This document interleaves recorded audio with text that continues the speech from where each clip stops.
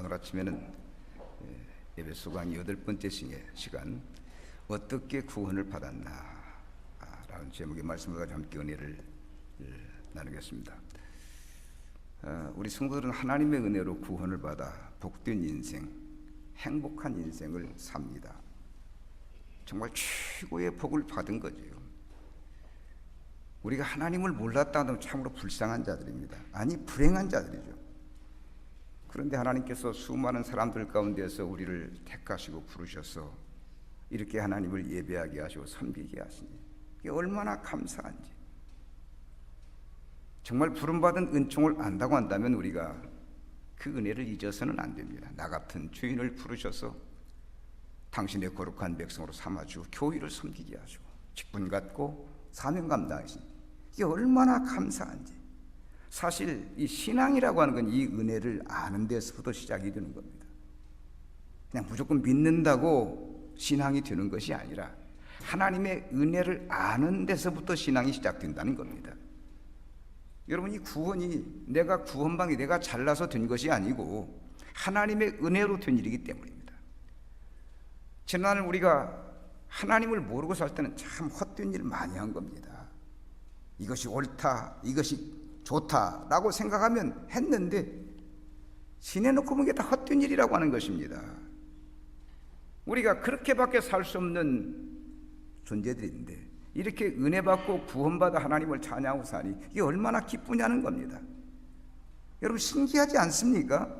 어떻게 나 같은 사람이 이렇게 하나님을 예배하고 하나님을 섬기고 살까? 여러분 생각해 보세요. 이것이 이렇게 하나님을 예배하고 하나님을 찬양하는 것이 이게 내 재주로 가능한 일인지 하나님의 은혜가 도저히 불가능한 일입니다. 더더군다나 우리나라는 조상대대로 우상을 숭배하고 귀신을 섬겨온 민족 아닙니까? 우리가 시간표를 한 30년 전으로 거슬러 가면 아마 여러분들 가정에도 거의 다 제청이라고 조상들이 돌아가시면 제청 만들어 놓고 거기에 아침 저녁 조석으로 밥이어 놓고 그 예를 하지 않았습니까? 근데 어느 순간에 이 제청이 다 사라져 버렸어요. 우리 민족이 귀신 섬기고 우상 숭배하던 민족인데 그 가운데서 우리들 한 사람 한 사람이 구원받아 이렇게 하나님을 예배하고 교회의 직분자로 섬기게 하시니 얼마나 감사한지. 제가 목회하던 70년대만 하더라도요, 성도들이 핍박을 참 많이 받았습니다. 교회 나왔다 예배 시간에 머리채 끌려가지고 나가는 사람도 있고, 찬송 성경 찢기는 건 가반 사고. 그냥 우리가 그렇게 살았어요. 그 사람들 얘기는 뭡니까? 조선 사람이 조상신 모시고 살아야지 왜 서양 귀신 모시고 사냐고 그렇게 핍박을 한 거예요. 그러나 지금은 이 땅에 얼마나 많은 교회들이 세워졌고 얼마나 많은 성도들이 있습니까? 아마 천국에서 우리 조상님들 이 광경을 보신다면 놀랄 겁니다. 그러므로 우리 성도는 항상 이 은혜를 감사하고 믿음으로 승리하는 삶을 살아야 할 줄로 믿습니다. 그리고 우리에게 이런 자랑스러운 신앙을 물리신 우리 조상들에게, 믿음의 선조들에게 감사를 드려요. 본문에서 오늘 아침 읽은 이 말씀에서 바울 사도가 우리가 어떻게 구원을 받았는가를 말하고 있습니다.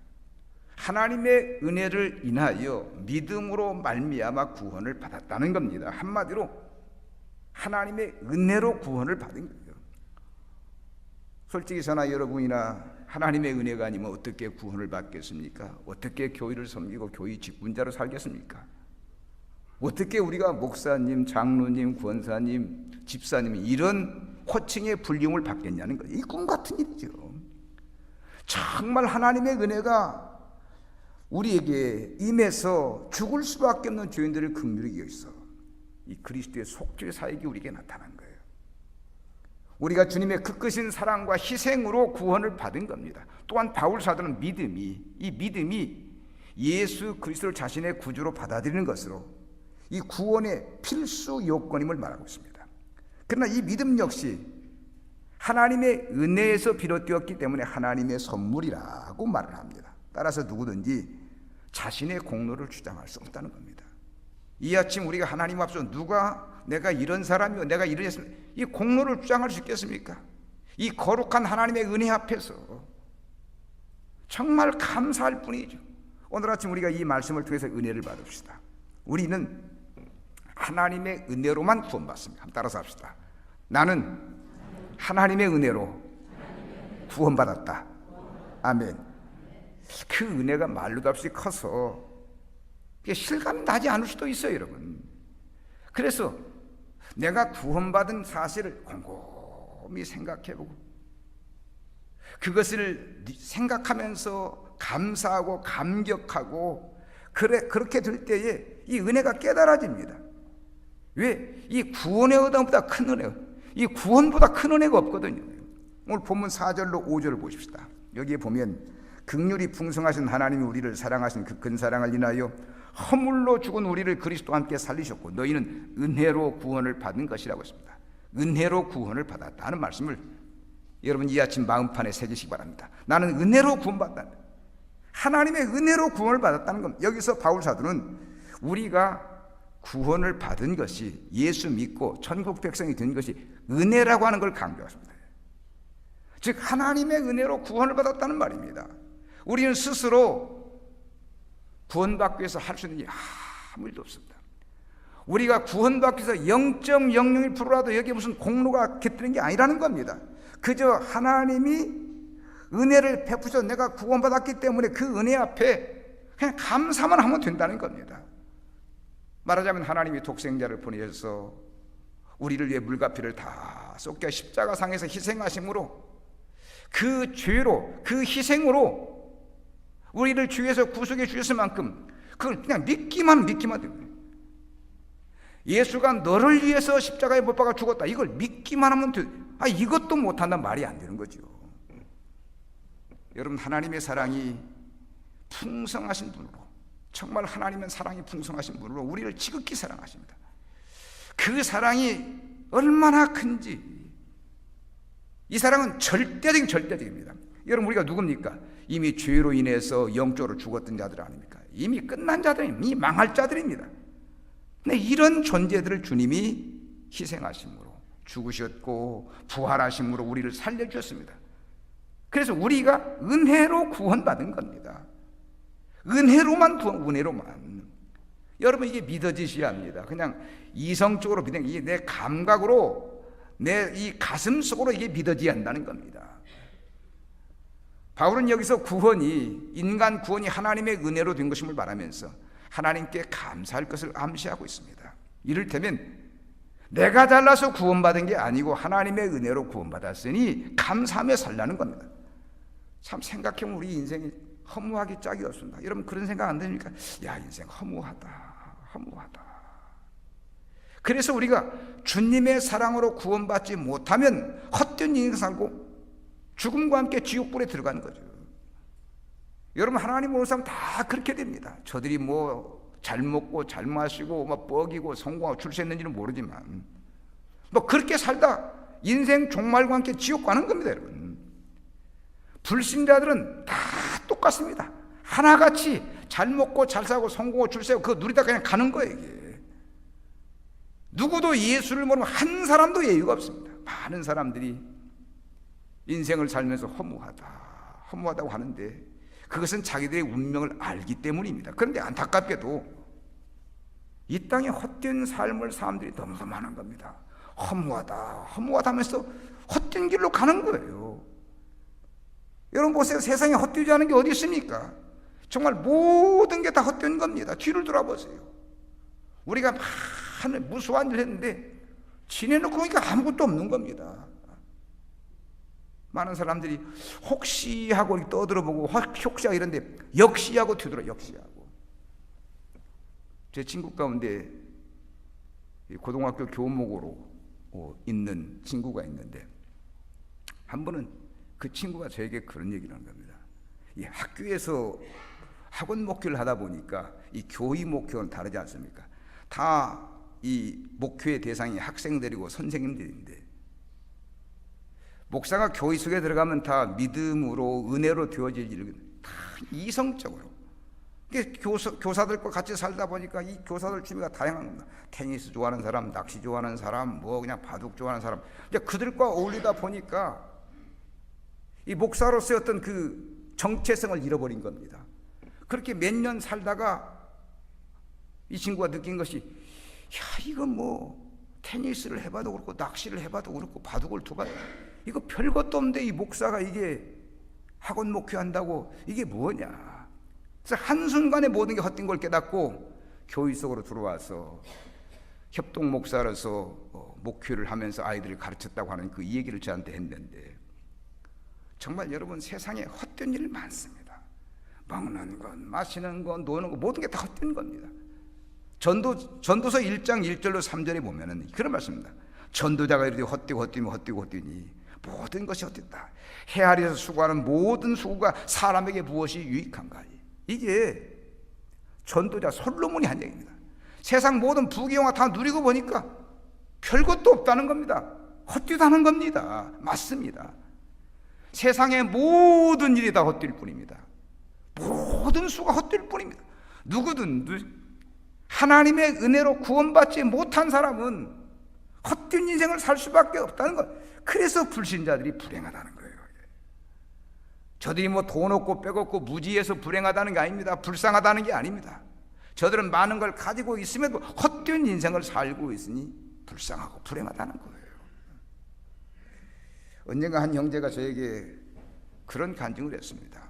그분이 예수를 늦게 믿었는데, 나이가 들어서 이제 예수를 믿었는데, 울산에 와서 한 30년 이렇게 살다 보니까 모든 건 다 안정되고 모든 걸 이루었는데, 뭐 가정도 안정되고 자녀들도 다 되어갔는데, 어느 순간에 내 인생이 이렇게 저물어 가는가 하는 생각이 들더라는 거죠. 이렇게. 그래서 참 허무하다는 생각이 들었단 말이에요. 여러분, 사람이 열심히 살다 보면 자연히 그런 생각이 들어올 때가 있는 겁니다. 그러던 차 한 번은 평소에 회사에서 정말 밝게 일하는 그 동료가 우연한 기회에 김영 예수 좀 한번 믿어보라고, 예수 믿자고 말해요. 예수 믿으라는 권유를 받게 되었습니다. 한 번도 누가 뭐 전도도 않고 뭐 종교를 가지고 생각도 안 했는데, 그 동료가 예수 한번 믿자고 하는데 그냥 마음에 와 닿더라는 겁니다. 그래서 예수 한번 믿어볼까 하고 이제 교회에 나왔습니다. 교회에 나와서 성도들과 교제하는 가운데, 이거 또 다른 세상이구나. 세상의 만남, 세상의 사귐이라는 건 그냥 가식적인 만남이고 다 자기 자신을 위한 그 교제인데, 교회 속에 들어보니까 거기서 참 사랑을 느낀 겁니다. 야, 이거 또 다른 세상이구나. 성도들과 교제하는 가운데 참 사랑을 느끼고 예수 사랑을 깨닫고 구원의 기쁨과 감격을 누린 겁니다. 그러면서 그분이 하는 얘기가, 내가 예수를 믿지 못했다면 이 좋은 세상을 알 수 있었겠느냐 하는 겁니다. 한마디로 신앙이 들어간 거예요. 예수 그리스도를 믿고 구원의 기쁨과 감격이 생긴 겁니다. 그렇습니다. 우리는 예수를 믿고 구원의 축복을 받아 감사가 나오고 찬양이 나오는 겁니다. 하나님을 모르는 사람들은 인생의 허무함을 느끼지만 믿음의 사람들은 허무함 없는 겁니다. 내일에 소망이 있지 않습니까? 보면 볼수록 소망이 있습니다. 여러분, 소망이 없습니까? 하나님을 모르는 사람들은 살면 살수록 절망하고 모든 게 끝났다는 낙심 있고 허무함 느끼는데, 믿음의 사람들은 이 세상 넘어 저 하나님 나라가 있기 때문에 소망이 넘친다는 겁니다. 이것이 최고의 축복이 아니냐는 겁니다. 그래서 하나님의 은혜로 구원을 확신한 성도들은 주님 없이는 못 사는 거예요. 아무것도 가진 것이 없다 할지라도 주님 한 분이면 족한 겁니다. 여러분, 우리 믿음의 사람은 주님 한 분이면 족하지 않습니까? 만약에 주님 위에 또 다른 무엇이 필요하다고 생각한다면 아직 참된 그리스도인이 아닌 거예요. 여러분들은 오직 주님 한 분만이면 된다는 믿음을 가지시기를 축복합니다. 우리 성도는 영원한 미래가 보장되어 있기 때문에 인생이 허무하지 않습니다. 설사 가난하고 병들고 어려움이 있다 할지라도 은혜로 구원받았다는 생각이 나를 평안하게 해주고 나를 기쁘게 해주는 겁니다. 이런 평안은, 이런 기쁨은 이거 돈 주고 사는 게 아니에요. 돈 주고 시장에 가서 평안 좀 주시에 사는 게 아니라는 겁니다. 예수 믿는 순간 구원의 기쁨과 감격이 들어오는 순간 나도 모르는 강물 같은 그런 평안이 흘러 넘치는 거예요. 설사 아무것도 가진 것이 없다 할지라도 평안한 겁니다. 내일이 보장되고 영원한 세계가 확실한데 그런 평안이 없겠습니까, 여러분? 그래서 이 평안이라고 하는 것은 우리 그리스도인만이 누릴 수 있는 유일한 축복입니다, 여러분. 세상 사람들은 평안이라 편안한 거, 돈 주고 얻는 편안한 것입니다. 그러나 우리 그리스도인들은 편안보다 평안이 지배하는 겁니다. 그래서 사람은 인생을 살면서 내일이 보장돼요. 내일이 보장돼요. 혹시 이 신앙생활 하시면 내일에 대한 어떤 염려, 불안, 초조, 내일 어떻게 될 것인가, 어떤 걱정관심이 있습니까, 여러분? 그때마다 여러분들은 나에게 은혜를 주신 구원의 주 하나님을 바라보시기 바랍니다. 하나님은 전능자, 절대자입니다. 우리 인생의 모든 문제를 해결할 수 있는 그 능력자예요. 여러분은 하나님께 모든 걸 맡기고 편안한 인생을 사시기를 축복합니다. 그리고 우리는 믿음으로 구원을 받습니다. 한번 따라서 합시다. 믿음으로 구원받는다. 아멘. 천하보다 귀한 우리의 생명이 예수 그리스도를 믿음으로 구원받아 영생, 영원한 생명을 얻는 겁니다. 여러분, 우리에게 가장 귀한 건 믿음으로, 정말 우리가 믿음을 소중하게 생각해요. 보세요. 구원이 인생의 최고의 가치인데 그 구원을, 영생을 믿음으로 얻었으니 정말 이 믿음이 얼마나 소중한 겁니까? 오늘 본문 8절에 그 말씀이 있습니다. 보십시다. 8절. 너희는 그 은혜에 의하여 믿음으로 말미암아 구원을 받았으니 이것은 너희에게서 난 것이 아니요 하나님의 선물이라고 했습니다. 바울 사도는 앞부분에서는 은혜로 구원받는 말, 여기서는 지금 믿음으로 구원받는 도리를 말하고 있습니다. 말하자면 은혜로 구원받고 믿음으로 구원을 받는다는 겁니다. 이를테면 은혜로 구원을 받는다는 말도 맞고 믿음으로 구원을 받는다는 말도 맞습니다. 이게 도대체 무슨 말이냐? 보세요. 하나님 편에서 보면은 은혜입니다. 하나님 우리를 불쌍해서 긍휼을 베푸는 게 은혜입니다. 그러나 인간 편에서는 그걸 믿음으로 그 은혜를 받는 겁니다, 여러분. 그래서 은혜는 믿음의 근본 원인이 됩니다. 왜냐하면 하나님의 은혜를 받아야 믿음이 생기니까. 그냥 은혜 없이 믿음이 생기니까 내가 오늘부터 믿어야겠다, 그렇다고 작심한다고 믿어지는 게 아닙니다. 이 믿음이라는 건 하나님께서 성령으로 감동 주시고 믿어지게끔 만들어야 믿음이 생기는 것이지. 다시 한번 강조합니다. 믿음은 꼭 하나님이 은혜로 주셔야 하는 겁니다. 아무튼 믿음은 하나님께서 우리에게 주시는 아주 고귀한 선물입니다. 죄로 말미암아 죽은 인간이 하나님의 은혜를 받아들이기가 쉽지 않거든요. 그래서 하나님께서 강권적으로 내 모든 의심, 내 모든 거 다 때려 부시고 들어오셔서 믿음을 선물로 주셔야만 가능한 겁니다. 정말 이게 큰 은혜입니다.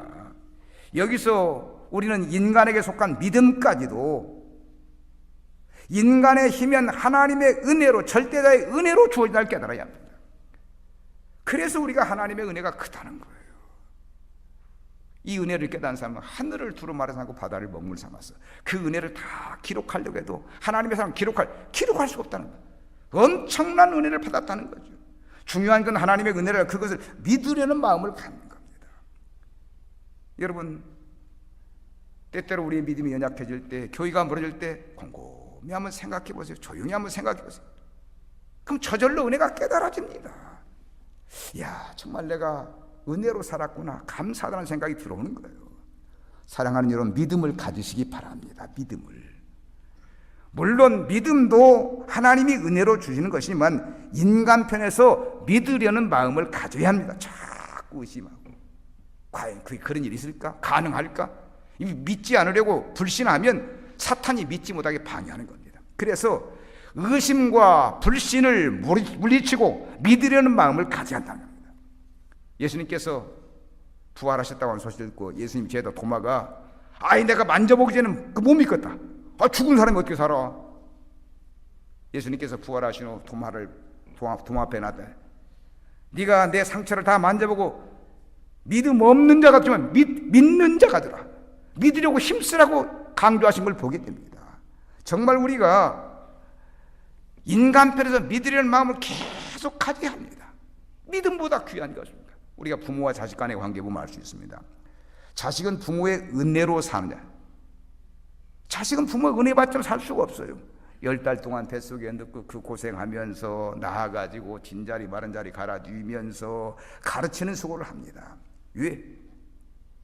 내 자식이니까, 사랑하는 자식이니까.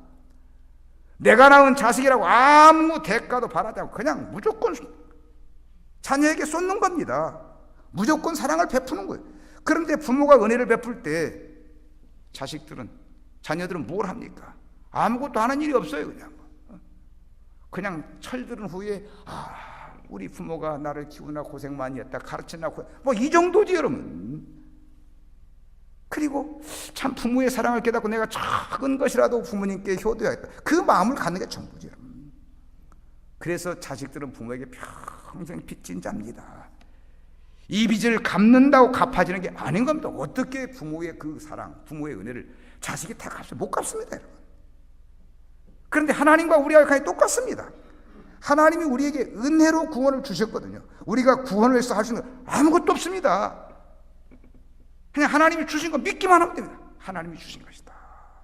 그런데 보세요, 하나님이 주신 것 갖고 믿으라는데 다 지가 했다는 거야. 내가 공부하고 내가 돈 벌고 내가 하나님이 주신 걸 다 잊어버린 겁니다. 지가 잘났다는 겁니다. 하나님께서 독생자를 통해서 우리를 구원하시고 구원의 기쁨과 감격 주시고 은혜로 살게 만들어 주신데 그냥 믿고 감사하면 되는데 우리가 그것을 깨닫지 못한다는 겁니다. 정말 우리가 신앙생활하면서 크신 은혜 깨닫고 기뻐하고 감사하는 게 전부예요. 그냥 감사하고 찬양하면 됩니다. 그냥 아무것도 필요 없습니다. 은혜를 받았으니 그거면 되지. 바울 사도가 여기에서 너희는 그 은혜에 의하여 믿음으로 말미암아 구원을 받았다고 했습니다.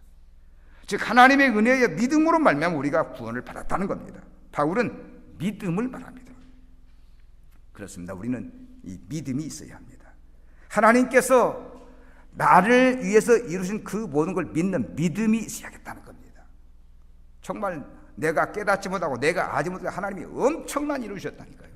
만세전에 예정하신 가운데 독생자 예수 이 땅에 보내시고 그리스도로 하여금 십자가에 못 박게 돌려 돌아가게 하시고 물과 피를 쏟게 하시고 내 죄를 다 씻어주고 내 과거의 죄, 현재의 죄, 미래의 죄까지 다 씻어주시고 영생의 축복과 출생의 모든 것 다 이루셨다.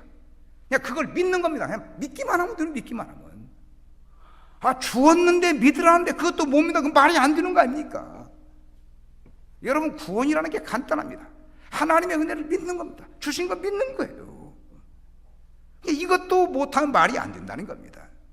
누워서 떡 먹기라는 말인데 사실 이 신앙생활은 누워서 떡 먹기보다 쉬운 겁니다. 그냥 하나님이 나를 사랑하신다, 나를 붙드신다, 나를 강권하신다, 나를 인도하신다, 그냥 믿기만 하면 돼. 믿기만. 하나님이 복 주신 걸 믿고 누리기만 하면 되니까. 이게 얼마나 쉽습니까? 어려운 것도 아니고 하나님이 자신을 위해 하신 은혜를 믿으라는 건데 이걸 못 믿는다는 겁니다. 자, 오늘 아침 이렇게 여러분들이 말씀을 듣다 보니까 인생 최대의 복이 무엇인가를 아시겠죠? 믿음이에요. 믿음. 하나님이 모든 걸 다 이루신 걸 믿기만 하면 행복이 보장됩니다. 아멘. 믿기만 하면. 여러분, 구원은 오직 믿음으로 합니다. 우리 성도들이 신앙생활 하시면서 많은 수고를 하지요. 아마 여러분들이 정말 예수 믿고 교회를 위해 쏟는 모든 정성을 보면 참 대단한 것들입니다. 기도하고 이 기관 저 기관에서 봉사하고 허드렛 일하고 정말 교회에서 남들보다 많은 수고를 하시지요. 근데 이렇게 우리가 힘쓰고 애쓰고 노력하고 봉사하면 이 자체가 무슨 구원받는 요소가 되는 것처럼 착각을 일으킬 때가 있다는 겁니다. 절대로 그건 아닙니다. 여러분들이 그런 오해가 있어야 합니다. 내가 힘쓰고 애쓰고 기도하고 봉사하고 이게 구원의 조건이 되는 게 아니라, 실제로 어떤 성도는 한순간에 그 은혜를 잊고 교만해서 겸손하지 못하는 경우를 보게 되는데, 물론 본인이 수고한 건 사실입니다. 열심히 낸 건 사실입니다. 그러나 만약에 그것 때문에 하나님의 은혜를 잊어버리고 교만한다면 이건 불행한 일이에요. 정말 불행한 일입니다. 제가 목회 초기에 어느 교회가 건축하는데 그분이 재벌이요, 재벌. 그래서 교회를 참 멋지게 해서 혼자서, 집사님, 그때 이분이 집사님이었는데 집사님 혼자서 그 돌로 그 교회를 짓고 막 사태까지, 목사님 사태까지 멋지게.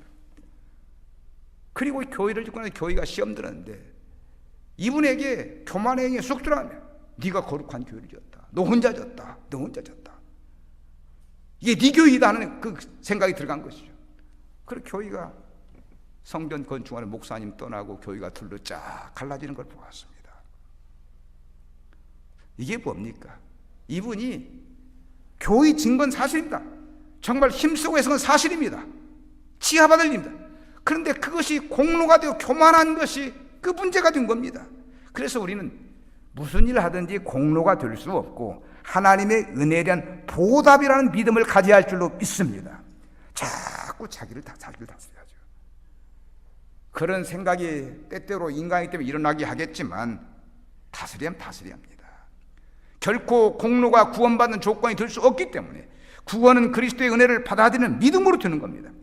그리고 공로는 그 믿음 위에서 되어지는 일입니다. 그러면 그 후에 하나님 앞 섰을 때 잘했다 칭찬 듣고 상급과 멸관을 받을 겁니다. 자꾸 하늘 영광을 사모하면서 열심히 내는 가운데 더 열심히 더 겸손히 봉사해야죠. 정말 우리 성도들이 평생을 교회 섬겨 수고하지 않습니까? 정말 우리가 무엇 때문에 이렇게 열심을 내는 겁니까? 하늘의 영광이 아니라고 한다면 이런 일을 할 수가 없는 거죠. 그 바울이 디모데후서 4장 7절로 그 10절에 보면 그런 고백을 하지 않습니까? 내가 선한 싸움 싸우고 달려갈 길을 마치고 믿음을 지켰지. 이제 후로는 나를 위하여 의의 면류관이 있다고 하는 거. 의의 면류관이 있다. 근데 바울이 그렇게 죽을 고비 넘겨서 힘쓰고 애쓰고 봉사한 이유가 뭐냐? 의의 면류관, 하늘의 상급이라는 겁니다. 바울의 헌신과 충성이 바로 이 믿음에 기초한 겁니다. 하나님 앞에 가들 상급과 면류관을 보기 때문에 충성한 거예요. 우리는 하나님께서 풍성한 은혜를 주셨기 때문에 그걸 믿어야 합니다. 이 세상에 누리는 복보다도 하나님께 가서 받을 상급이 엄청난 겁니다. 이게 보여야 하는데 이게 안 보이니까 우리가 세상 살면서 조금 이랬다고 교만하고 방자한 게 바로 그 이유입니다. 인생을 사는 동안 믿음으로 살면 하나님이 기뻐하시고 영광 받으시고 내 인생을 편안하게 하시고 내 앞길을 인도해 주시는데, 사랑하는 여러분, 하나님은 우리에게 믿음만 보십니다. 그래서 믿음만 크고 강하면 되는 거예요. 그러므로 우리는 예수 믿으면서 교회 섬기면서 나의 공로를 잘한 어리석음 우울을 보면서는 안 됩니다. 솔직히 우리가 하나님의 그 은혜 앞에서 무슨 공로를 자랑합니까? 하나님의 은혜로 사는데, 정말 저나 여러분은 하나님의 은혜로 사는데 하나님 앞에 자기가 뭘 했다고 자랑할 수 있겠냔 말이에요. 아무것도 자랑할 것이 없습니다. 그저 주의 은혜에 감사해서 믿은 것뿐이고 맡겨진 일에 최선을 다한 것뿐이죠. 보세요, 주님이 좋아서 한 것뿐인데 그것이 어떻게 내 공로가 될 수 있겠냐, 어떻게 내 자랑거리가 될 수 있겠냐는 겁니다. 본문 9절에 보십시다. 9절에 보면 행위에서 난 것이 아니 이는 누구든지 자랑하지 못하게 합니다. 바울 사도가 이 말을 하면서 행함으로 구원받는다, 행위로 구원받는 이 유대인들의 잘못된 주장을 염두에 두고 한 말 같습니다. 그들은 꼭 무엇을 해야만 구원을 받는 줄 알았습니다. 그래서 한 번은 예수님께 어떤 부작정이 와서 내가 무엇을 해야 영생을 얻겠습니까? 라고 무엇을 해야 구원받는다는 겁니다. 그러나 여러분, 인간이 구원을 받는데 무슨 행위가 필요한 것이 아니고 하나님의 절대적인 은혜만 받으면 되는 거예요. 이게. 이 믿음 위에는 어떤 조건 아무것도 필요 없습니다. 여러분, 구원은 믿음뿐입니다. 다시 한번 강조합니다. 하나님께서 여러분들에게 은혜를 베푸셨습니다. 믿으시기 바랍니다. 구원을 베풀었습니다. 십자가 지셨습니다. 이게 다 은혜로 돼. 그냥 이거 믿기만 하면 된다는 겁니다. 그러면 구원이 구원이에요. 하나님은 나를 사랑하셔서 나를 부르셨다, 택하셨다, 교회의 직분자로 세우셨다. 나같이 복받은 사람이 어딨냐? 주님이 나를 위해 십자가 지셨다. 나는 하늘의 기업을 상속받는, 이거 믿기만 하면 된다는 것입니다. 그 이상도 그 이하도 아니에요. 그리스도가 나를 위해서 십자가에 못 박아 믿기만 하면, 은혜 주신 걸 믿기만 하면 된다는 겁니다. 그렇다고 이러한 은혜의 교리가 믿음에 있어 행함이 필요가 없느냐? 그건 아닙니다. 결코 행동이 필요 없다는 얘기는 아닙니다. 실제로 어떤 사람 믿음만 구합니다. 믿음이면 됐지. 근데 이 말이 꼭 옳은 것은 아닙니다. 틀린 건 아니지만 꼭 옳은 건 아니라는 겁니다. 야고보서 2장 26절에 보면 이런 말씀입니다. 영혼 없는 몸이 죽음까지 행함이 없는 믿음은 죽은 것이니라. 야고보 사도는 또 행함을 강조합니다. 어떤 사람은 믿음만, 이 야고보 사도는 또 행함을 강조합니다. 실제로 믿음 속에는 하나님의 은혜에 대한 인간의 순종적인 행위가 포함되어 있는 겁니다. 믿음으로 살면 자연히 행위가 나타나게 되었습니다. 하나님 좋아서 믿고 하나님 좋아서 섬기다 보면 기도 생활도 하는 것이고 봉사 생활도 하는 거 아니겠습니까, 여러분? 그래서 신앙은 생활입니다. 그러나 하지만 행함이 반드시 구원의 필요 충분 조건은 아니라는 거예요. 왜냐하면 구원은 오직 믿음으로 되기 때문에. 이게 성경 말씀입니다. 로마서 1장 17절에 바울이 한 게 뭡니까? 믿음은 오직 은혜로, 믿음으로 된다는 거예요. 믿음으로. 오직 의인은 믿음으로 말미암아서 믿음으로 한다는 것입니다. 바울이 그걸 강력하게 주장하지 않습니까, 여러분? 그래서 바울 사도는 하나님의 구속사에서 모든 것은, 정말 모든 건 하나님의 은혜이므로 인간은 자랑할 것이 없다, 내놓을 게 없다고 합니다. 이 말은 모든 영광은 오직 하나님께만 돌려야 한다는 겁니다. 하나님께 영광 돌리면서 부스러기라도 남은 그 영광을 내가 취하려는 생각은 하지 말라는 거죠. 그래서 우리가 신앙생활에서 항상 경계할 게 바로 내 공로를 자랑하는 겁니다. 생각해 보세요. 모든 것이 하나님의 은혜로 되는데 우리가 거룩하신 하나님 앞서, 은혜의 하나님 앞서 무엇을 자랑합니까? 만약에 누가 자기 공로를 자랑하면 그는 점점 하나님과의 관계에서 멀어집니다. 하나님의 은혜에서, 하나님의 축복에서 멀어지는 겁니다. 자기 공로를 자랑한다는 건 하나님의 구원을 약화시키는 것인데 그러하지 않겠습니까, 여러분? 물론 믿음으로 살다 보면 공로 같은 게 생겨요, 여러분. 믿음으로 살다 보면. 문제는 공로를 하나님이 챙기지 않고 자기가 챙기는 겁니다. 공로는 하나님이 아이고 종아 수고했느냐, 누가 이게 땀을 흘렸냐, 하나님이 챙기지 않고 내가 챙기는 거예요. 하나님이 챙기지 않고 내가 챙기면 참 덕스럽지 않은 거죠.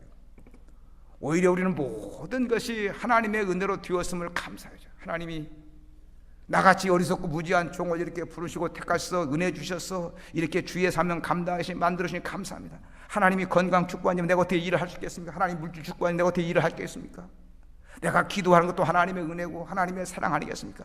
하나님께 영광을 돌려야죠. 하나님의 풍성한 은혜 속에 사는 게 복인데 뭐 그 은혜 속에서 나와가지고 내 공로 주장할 이유가 뭐 있냐는 겁니다. 실제로 여러분, 은혜를 고백해야 좋은 영적 분위기가 조성되어서 항상 기쁨과 범사에 감사, 그리고 쉬지 않고 기도하는 생활이 이루어지는 거예요, 여러분. 그래서 우리는 은혜로 살면서 나도 모르게 내 속에서 공로 같은 게 튀어나올 때 이걸 자꾸 억누르야 합니다. 왜? 그건 교만이기 때문에. 하나님이 제일 싫어하는 게 교만 아닙니까? 잠언 16장 18절에 게 교만은 패망의 선봉의 패망이에요. 종종 자신이 한 일을 남이 알아주지 않는다고 서운해하는 분들이 있습니다. 물론 인간에게 그 심정은 이해해요. 주를 위해서 힘쓰고 해서 땀 흘리다 보면 그 공로가 생기지 않습니까? 그러나 그것을 지하지 않는다고 서운하게 생각하고 속상한다면 그는 하나님에 떠난 사람입니다. 이거 빨리 회개해요. 내가 무엇을 한 건 하나님의 은혜로 한 것인데 어떻게 그게 치하받을 일이냐는 겁니다. 참 속보연이 일이죠. 옛날 시골에서 그 초상집, 옛날 그 시골집에서 초상 치를 때 보면은 막 완전 잔칫날 아닙니까? 안 믿는 사람들 막 술도 막걸리도 그냥 풍성하고 막 돼지고기도 많고 동네 살판 나죠. 애들까지 막 거기 막 초상집 가면 막 맛있는 국 먹고 고깃국 먹고 막 그 남자들은 막 막걸리 마시고 막. 어떤 사람은 막 반가운 손님 만나면 술병 들고 막 내 술 한 잔 받아, 내 술 한 잔 받아. 그 막 한마디 하지. 어떻게 자네 술인가 상주 술이지 이렇게 말한다고. 사랑하는 여러분, 우리가 하나님의 은혜 속에 살면서 복받은 거 아닙니까? 복받은 내가 그 복받은 조건 가지고 섬기는데 그게 어떻게 내 공로일 수 있겠냐는 겁니다. 믿음의 사람이라면 당연히 하나님이 나에게 복 주셔서 이렇게 귀한 사명 감당이 얼마나 감사해. 이 마음을 가져야 하는데 일하면서 일하게 하신 하나님께 감사를 해야 하지 않겠습니까? 왜냐하면 하나님의 사랑으로 남이 하지 못하는 일을 하게끔 만들어 주셨기 때문에, 내가 하나님의 은혜로 구원받아 하나님을 섬기기 때문에 한 일이므로 당연히 감사를 드려야 합니다. 그런데 어떻게 그걸 공로로 생각해요? 저는 이런 생각을 해봤습니다. 소인과 대인을 분류하면서 소인은 일하고 나서 지가 진공로 챙기면 그 소인입니다. 대인은 일하고 나서 하나님의 은혜로 한 것이 아멘. 이러면 대인이에요. 이러면 내 공로 내가 챙기면 소인이고 내 공로 하나님이 챙기면 하나님께 돌리면 그게 대인이라는 겁니다. 그렇다면 우리가 소인 되지 말고 대인이 되어야 하지 않겠습니까? 대인이 되어야죠. 아무튼 우리는 모든 영광을 하나님께만 돌려야 합니다. 하나님의 은혜로 사는 자들은 결코 차기가 있을 수 없습니다. 그런데 아직도 하나님을 모르고 헛된 인생을 사는 사람들도 많고, 또 하나님을 안다고 해도 자기를 내놓고 헌신하지 않은 사람들도 많은 겁니다. 그런데 나는 하나님을 섬기고 예배 드리고 성도들과 교제하고 이 거룩한 삶을 지키, 이게 얼마나 감사하냐는 겁니다. 나 같은 죄인이 구원받고 교회를 섬기는 직분자가 되고 이렇게 사랑받고 존귀 여김받으니 이게 얼마나 감사하냐는 겁니다. 사랑하는 여러분, 우리는 교회 섬기면서 이 세상이 전부가 아니까 장차 누릴 하늘의 영광을 바라보면서 기뻐하고 감사해야 합니다. 헛된 자랑에 빠져서 영적 분위기 타락하고 신앙 타락하지 말고, 설사 이 땅에서는 사람들이 별 볼 일 없다고 말할지 모르지만 하나님께 영광받은 종으로서, 하나님께 사랑받은 종으로서 하나님 앞에 설 때에 하나님이 안아줄 걸 생각하면서 기쁘게 살자는 겁니다. 여러분은 모든 자랑 버리시고 하나님께만 영광을 돌리시기를 축복합니다. 사랑하는 여러분, 우리가 은혜로 구원받았습니다. 그리고 하나님의 은혜 가운데 그리스도를 믿는 믿음으로 말미암아 구원의 기쁨을 누리고 살고 있습니다. 이것이 행동으로 내 자유의지로 된 것이 아니기 때문에 하나님께 감사하자는 겁니다. 오늘 아침 하나님 나에게 모든 것 주셨다. 구원도 나에게 주셨고 하늘의 영광도 나에게 주셨고 하늘의 기업도 나에게 주고 내 모든 거 하나님 주셨다는 생각을 갖고 모든 영광 하나님께 돌리면서 맡겨진 사명 잘 감당하면서 승리하시기를 주님의 이름으로 축원합니다.